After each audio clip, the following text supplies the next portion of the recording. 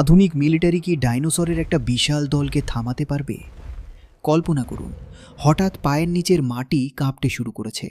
শুরুতে খুব হালকা, গ্লাসের পানি কাঁপার সমপরিমাণ, কিন্তু ধীরে ধীরে সেই কম্পন পুরো শরীর কাঁপিয়ে দিচ্ছে। আপনি উপরে তাকালেন, আর যা দেখলেন তা অকল্পনীয়। একটা দুটো নয়, প্রায় 50 থেকে 60টা বিশাল প্রাণী দিগন্ত জুড়ে ছুটে আসছে। এক একটা প্রাণী যেন 5 তলা বিল্ডিংয়ের সমান। এরা হলো সরোপড। আপনাকে স্বাগতম লেট ক্রিটেশিয়াস যুগে। আপনি এখন টাইটানোসরদের এক বিশাল পালের ঠিক সামনে দাঁড়িয়ে আছেন। মনে রাখবেন, এরা কিন্তু সিনেমার কোনো কাল্পনিক দানব নয়। এরা এক একটা জীবন্ত ট্যাঙ্কের মতো। এক একটার ওজন প্রায় 80 টন। এবার ভাবুন, আধুনিক যুগের এক বিশাল মিলিটারি বাহিনীকে ঠিক আপনার আর ওই ডাইনোসরের পালের মাঝখানে এনে দেয়া হলো।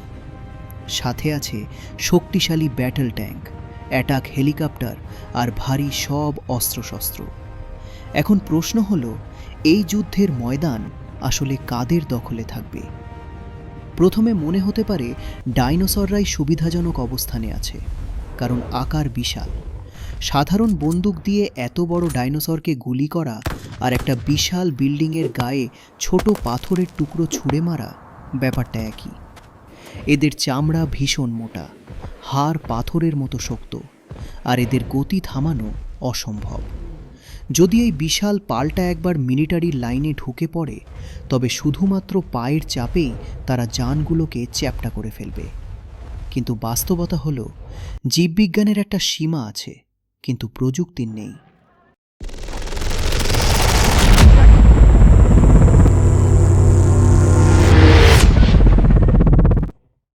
আধুনিক ট্যাঙ্কের গোলার গতি শব্দের গতির চেয়েও বেশি। এগুলো এমনভাবে বানানো হয়েছে যা 2 ফুট পুরু লোহার দেওয়ালও ফুটো করে দিতে পারে। আর ডাইনোসর যতই বড় হোক না কেন, দিন শেষে সে তো রক্ত আর মাংস দিয়েই তৈরি।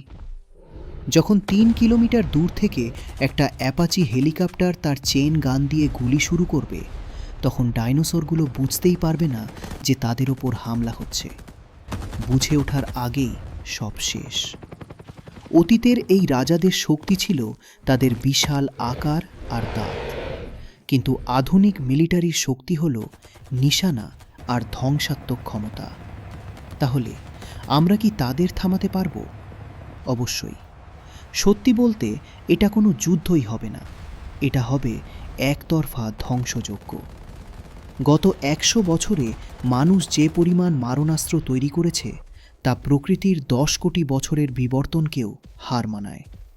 শেষ পর্যন্ত দেখা যাচ্ছে, পৃথিবীর বুকে হেঁটে বেড়ানো সবচেয়ে ভয়ঙ্কর প্রাণীটি টি-রেক্স নয়।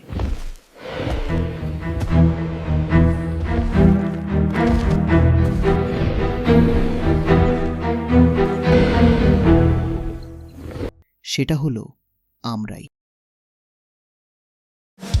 একশোটিন ডায়েরির এই ভিডিওটি তৈরি করতে সময় লেগেছে 10 ঘন্টা।